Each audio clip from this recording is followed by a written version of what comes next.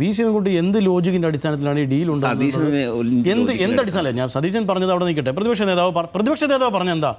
5 മണ്ഡലങ്ങൾ അദ്ദേഹം എണ്ണി പറഞ്ഞു. പാലക്കാട്, ഏറ്റുമാനൂര്, റാന്നി, കോന്നി, മഞ്ചേശ്വരം.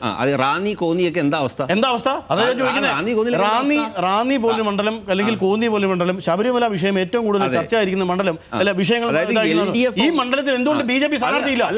UDF സഹായിക്കാനായിരിക്കും. BJP സ്ഥാനാർത്ഥിയില്ലാതെ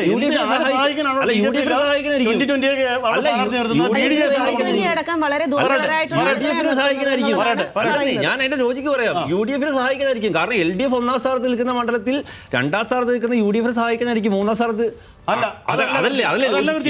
logic. ഞാൻ ചോദിക്കുന്നത് LDF ഓൾറെഡി 1ാം സ്ഥാനത്ത് നിൽക്കുന്ന ഏറ്റുമാനൂർ മണ്ഡലം നമുക്കറിയാം ഏറ്റവും കൂടുതൽ ഈഴ വോട്ടുകളുള്ള മണ്ഡലമാണ്. BDS നമ്മുടെ സ്ഥാനാർത്ഥിയുടെ വലിയ തോതിൽ വോട്ട് പിടിച്ച മണ്ഡലമാണ്.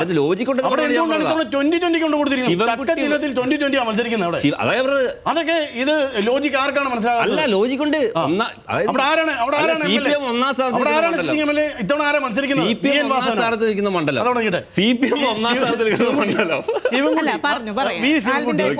ഈ ശിവൻകുട്ടി ഇന്ന് പറഞ്ഞ ഡീൽ എനിക്ക് ഒരു തരത്തിൽ മനസ്സിലാകുന്നില്ല. ഈ ഏത് ലോജിക്കിന്റെ അടിസ്ഥാനത്തിലാണ് വട്ടിയൂർക്കാവിലെ നിയമത്തിന് ഡീലുണ്ടെന്ന് പറയുന്നത്? വട്ടിയൂർക്കാവിൽ കെ മുരളീധരനപ്പുറത്ത് ഒരു കോൺഗ്രസിനെ പോലും പാർട്ടിയിൽ ഒരു നേതാവിനെ ഇറക്കാൻ പറ്റുന്ന ഏത് സ്ഥാനാർത്ഥി അവിടെ ഉള്ളത്?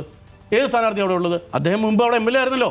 കഴിഞ്ഞ തവണ വീണ എസ് നായരെ അവിടെ നിർത്തി 35,000-ലധികം വോട്ടാണ് അവിടെ വരുന്നത്. ഏതാണ്ട് 28% വോട്ട് വീണ അവിടെ പിടിച്ചിട്ടുണ്ട്. BJP 2ാം സ്ഥാനത്താണ്. അല്ല, ഞാൻ പറയാം, അവിടെയാണ് പിന്നെ നിയമത്തേക്ക് വരുന്നു. നിയമത്ത് എന്താണ് പ്രശ്നം?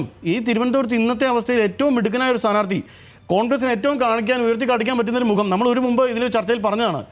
ഈ അത്രത്തോളം മിടുക്കനായ ഒരു അതായത് ജി കാർത്തികൻ എന്ന ലെഗസിയുടെ മകൻ, അദ്ദേഹം അറിയപ്പെടുന്ന ഒരു കോൺഗ്രസ് നേതാവും വളരെ സാധ്യമായ മനുഷ്യനായിരുന്നില്ല. അദ്ദേഹത്തിൻ്റെ മകനെ പോലും മനുഷ്യൻ, അദ്ദേഹം വളരെ കൃത്യമായി MLA ആയി തെളിയിച്ചൊരു മനുഷ്യൻ, അദ്ദേഹം ഇത്തവണ കോർപ്പറേഷൻ തെരഞ്ഞെടുപ്പിൽ വലിയ മുന്നേറ്റം ഉണ്ടാക്കാൻ കോൺഗ്രസിനെ സഹായിച്ച ഒരാൾ എന്ന തരത്തിലാണ് അദ്ദേഹം നേരത്തെ മത്സരിക്കാൻ ഇറങ്ങിയിരിക്കുന്നത്. എന്തുകൊണ്ട് ശബരിനാഥനെ അരുവിക്കരയിൽ മത്സരിപ്പിക്കാതെ? അല്ല, അത് പാർട്ടിക്കുള്ളിലെ തീരുമാനം. അത് പാർട്ടിക്കുള്ളിലെ തീരുമാനം. അപ്പോൾ ഒരു കോൺഗ്രസ് തീരുമാനിക്കുന്ന സ്ഥാനാർത്ഥി എവിടെ വരണം എന്നുള്ളത് അത് പാർട്ടിക്കുള്ളിലെ കോൺഗ്രസ് പാർട്ടി തീരുമാനിക്കുന്നതാണ്. ആ സ്ഥാനാർത്ഥി അവിടെ മത്സരിക്കണം, ഈ സ്ഥാനാർത്ഥി അവിടെ മത്സരിക്കണം എന്നുള്ളത് ആ പാർട്ടിക്കുള്ളിൽ തീരുമാനിക്കണം. ഈ കഴിഞ്ഞ തദ്ദേശ